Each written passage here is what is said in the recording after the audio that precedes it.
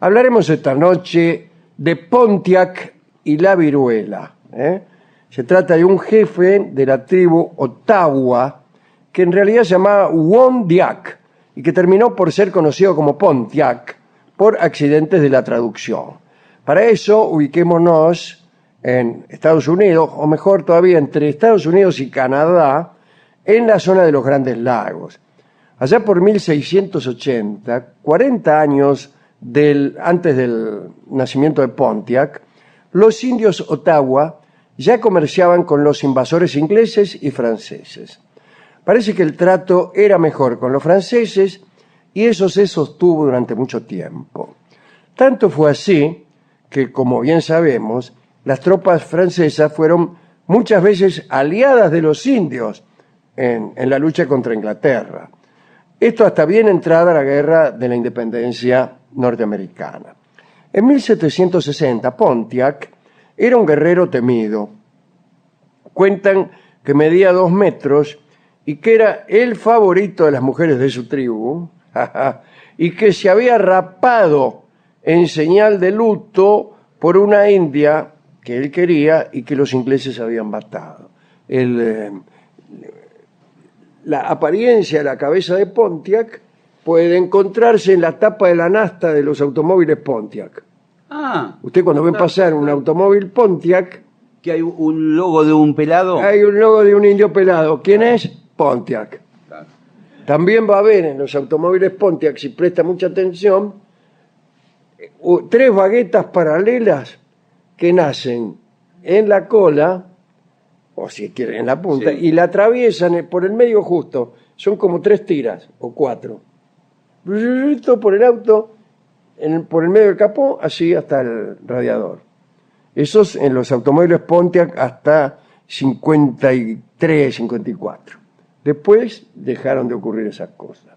Pero no estamos hablando aquí de los automóviles Pontiac. Pero, claro.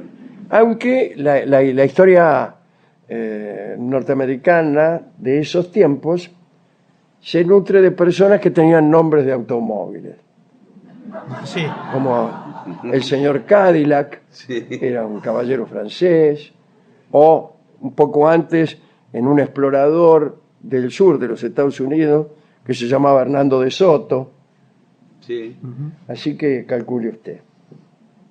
Todo muy automotriz. Todo muy... No así Ford. Henry Ford fue efectivamente el dueño de la fábrica. Claro. O sea, no era un explorador. Usted piensa que el dueño, Sí. que Pontiac es el dueño de la fábrica Claro, Pontiac. claro. No, el dueño de la fábrica Pontiac es General Motors. Claro. Que tampoco fue un general de la independencia. No. Bueno, pero discúlpeme, No, pero usted me empieza a hablar de autos. sí. Bueno, Lo curioso es la calvicie como duelo, como sí, símbolo del parece duelo. que era así.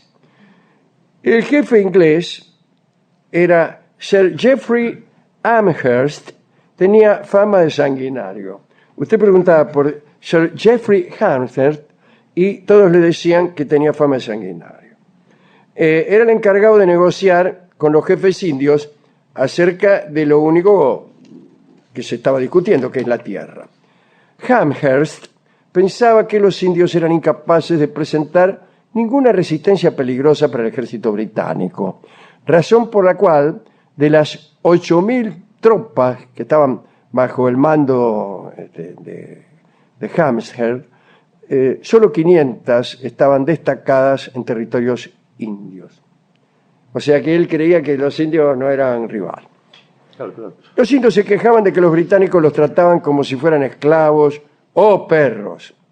Pero otro asunto que calentó el conflicto fue la decisión de Amherst de cortar el suministro de regalos a los indios. Dar presentes a los indígenas se había convertido en una parte esencial de la relación entre los franceses y las tribus. Los franceses ofrecían armas, cuchillos, tabaco y ropa a los jefes de las distintas tribus y estos los repartían entre su gente. En este proceso los jefes tribales ganaban prestigio entre sus hombres y así podían mantener la alianza con los franceses. Vos me das regalo, yo transfiero esos regalos a mis punteros, mantengo prestigio y podemos mantener nuestro trato. Si no, no. Bueno, pero Amherst también comenzó a restringir la cantidad de regalos y no le daba nada. Y también la cantidad de munición y pólvora que los comerciantes podían vender a los indios. Dijo, a partir de ahora, nada de munición ni pólvora. Y los franceses, a su turno, habían permitido que los indígenas se surtieran de dichos suministros. Amherst no lo hacía. La restricción provocó, ¿qué cosa? El resentimiento entre los indios. Muchos comenzaron a creer que los británicos los estaban desarmando para reventarlos. También contribuyó a calentar el ambiente un resurgimiento del sentido religioso entre los indígenas. Ajá. El más influyente en este fenómeno fue Neolin, conocido como el profeta Delaware, quien decía a los indios que dejaran de comerciar con los blancos. Bueno, mezclando elementos del cristianismo con sus creencias religiosas tradicionales, un poco de budismo tal vez. ¿Sí? Eso lo agregué yo. Neolin explicaba a todos que el señor de la vida, ¿qué tal?, estaba descontento con los indios por tomar los malos hábitos de los colonos, y esto amenazaba su existencia. Acusaba a los británicos de haber traído el alcohol y la enfermedad. Pontiac, empujado por su pueblo y por el profeta Neolin, pidió conversar con Amherst.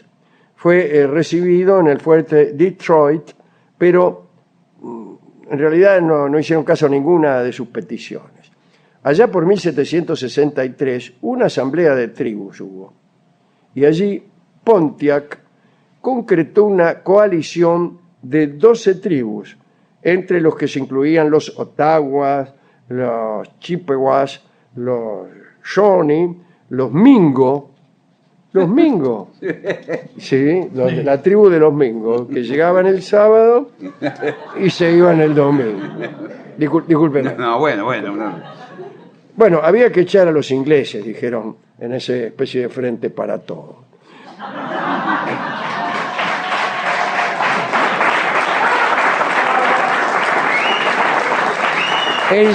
El 7, perdón, le pido otra vez disculpas. El 7 de mayo de aquel año se inició un asedio al fuerte Detroit. Y así habló Pontiac, según la crónica. Esto salió en la crónica. Sí. No, es la crónica de esa época. Es importante para nosotros, hermanos míos, Sí. que exterminemos de nuestras tierras a esa nación que lo único que persigue es destruirnos. Veis tan bien como yo que no podemos ya abastecernos como hacíamos con nuestros hermanos los franceses. Por lo tanto, hermanos míos, debemos jurar que lo destruiremos sin más demora. Nada nos lo impide. Ellos ser pocos y nosotros ser muchos. Volvió a la antigua conjugación indígena. La guerra comenzó en Fort Detroit con un ataque dirigido justamente por Pontiac y rápidamente se esparció por toda la región. Los indios tomaron 8 fuertes. Fort Detroit y Fort Pitt consiguieron resistir el asedio. Pontiac y sus aliados mataron a todos los soldados y colonos británicos que encontraron fuera del fuerte. Uno de los soldados fue comido ritualmente, o sea, no por hambre. No. En un momento del asedio se hizo una tregua. Dice, vamos a hacer una tregua. Y Pontiac fue invitado a conversar en el interior del fuerte Detroit. Pontiac quiso aprovechar esa entrada para romper la tregua y atacar. Sabía que en aquel fuerte había pocos hombres y mal aprovisionados. Bueno, mal aprovisionados no es tan grave. Hay que ver cómo estaban armados. Claro. Porque los iban a atacar, ¿no? Sí, no iban a Y no comer. se iban a comer. Bueno, el momento del ataque se discutió, ¿no?, en la casa de un aliado francés y quedó establecido del siguiente modo. La señal era un cinturón de doble faz que llevaba Pontiac. Si mostraba el lado colorado, había que luchar. Si mostraba el blanco, no. Cuando Pontiac entró a la fortaleza, se encontró con que los ingleses estaban bien armados. Alguien había batido. Pontiac mostró entonces el lado blanco de Claro. su faja y tuvo que conversar con el general Amherst de cualquier asunto para salir del paso, ¿no? ¿Qué tal? Dice, ¿cómo le va? Y Sí, ustedes estaban preparados. Amherst se quejó. Claro. Dice, el locutor que está leyendo esto, las 2 primeras veces que me nombró dijo hámster. Está tomando el pelo. ¿no? Bueno, más tarde Pontiac supo que había sido traicionado por una mujer francesa llamada Angélique Quillilier. Mira vos, ya me parecía. La hija del francés donde Pontiac había urdido el plan de ataque. Que Claro, ya claro. Nombraba. Mira vos, Escuchó por eso no todo. hay que dejar que nuestras hijas Claro. escuchen nuestros tratos con los indios. El novio de la francesita era un soldado inglés, mira vos. Y bueno, y le contó todo la tipa. El inglés avisó al fuerte y se prepararon para la visita de Pontiac. La lucha se reanudó poco después y 2 semanas más tarde, 9 de los 11 fuertes británicos habían caído definitivamente. Solo se mantenían sitiados los fuertes Pitt y Detroit.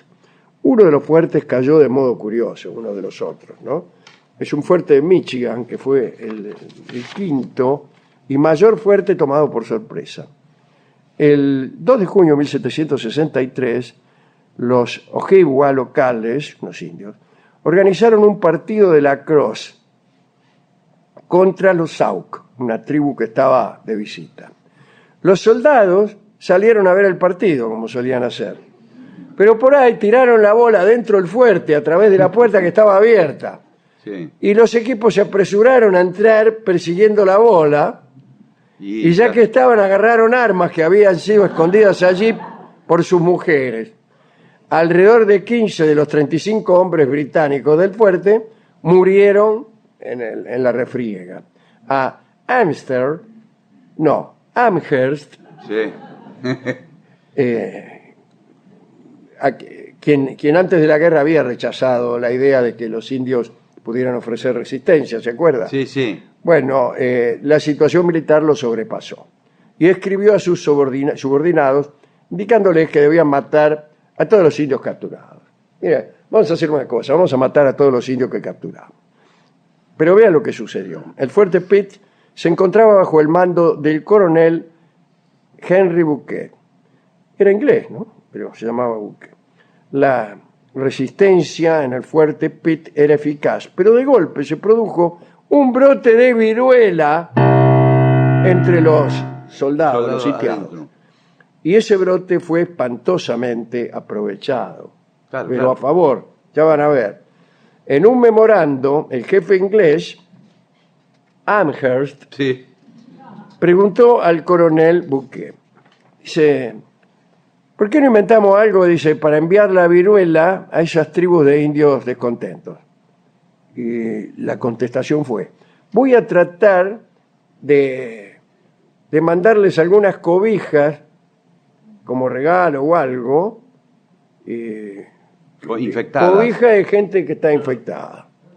El general Amherst estuvo de acuerdo con ese plan y con cualquier otro, ¿no? Unos días más tarde, todavía durante el sitio, el coronel Bouquet recibió a 2 representantes de los indios de la guerra. Eran Corazón de Tortuga y Mamaltí. Se llamaban así. Sí. Bueno, los indios le dijeron a los ingleses que abandonaran el fuerte Pitt, bla, bla, bla, y los ingleses se negaron. Entonces los indios solicitaron pertrechos para su viaje de retorno a las filas de los que estaban sitiando el fuerte. Y Bouquet aprovechó y les dio una fresada y un pañuelo de seda que pertenecían a enfermos de viruela. Y bueno, esperemos que hagan buen efecto, y dijeron los ingleses. Y en las jornadas siguientes, a la vista de los jefes indios, se produjo una epidemia entre la población indígena de las inmediaciones del fuerte Pitt. Y La viruela había sido furiosa entre los indios, ¿no? Y chao, se enfermaron todos, imagínense. La epidemia se extendió, liquidó a muchos, a otros los dejó inútiles. La tribu de Delaware quedó diezmada casi por completo. Está mal dicho, quedó diezmada. Claro. Que quede diezmada quiere decir que murió el 10%. ¿Ah, no sí? te pueden, no te Claro. pueden diezmar por completo. Claro, claro, claro.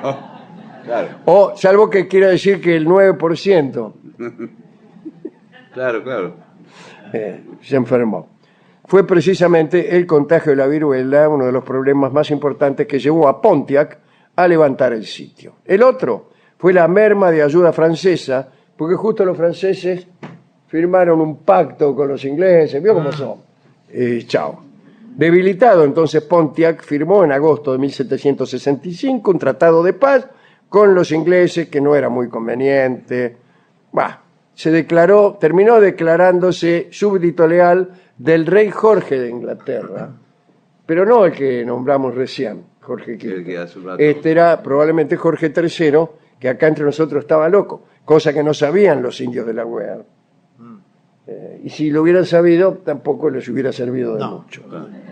3 años después de aquel tratado y de haber producido la mayor rebelión de indios conocida hasta entonces en esas tierras, Pontiac quedó solo ahí en el territorio de Illinois y parece que una tarde entró a beber en una taberna y al salir fue asesinado de un hachazo en la espalda por un sicario de la tribu de los Peoria, que eran los peores de todos, según... el asesino se había vendido por una caja de licor de las bodegas de los ingleses. 1769. Y listo. La guerra de Pontiac, dice este pequeño anexo, ¿no? Suele contarse tradicionalmente como una derrota de los indios, pero es más acertado afirmar que fue un empate militar. Mientras los indios fallaron en su intento de expulsar a los británicos, estos fueron incapaces de conquistar las tierras de los nativos. Los indios, de hecho, tuvieron una importante victoria al conseguir que el gobierno británico abandonase las políticas de represión de Amherst y en su lugar buscaran una alianza con los nativos al estilo de la que estos tenían ya con Francia. Para los indios americanos, la guerra de Pontiac demostró la importancia de la unión Claro. de todas las tribus para resistir el avance colonial. Durante esa guerra se creó la primera resistencia multitribal contra los europeos y fue la primera que no supuso una derrota. Parece que conviene juntarse. Vamos a escuchar, ilustrando esta historia del cacique Pontiac, me parece que lo estoy viendo, Sí, pelado. ahí en la tapa en asta de los Pontiac. Y escucharemos Mariposa Pontiac, justamente que es un tema que cantan los Redonditos de Ricota.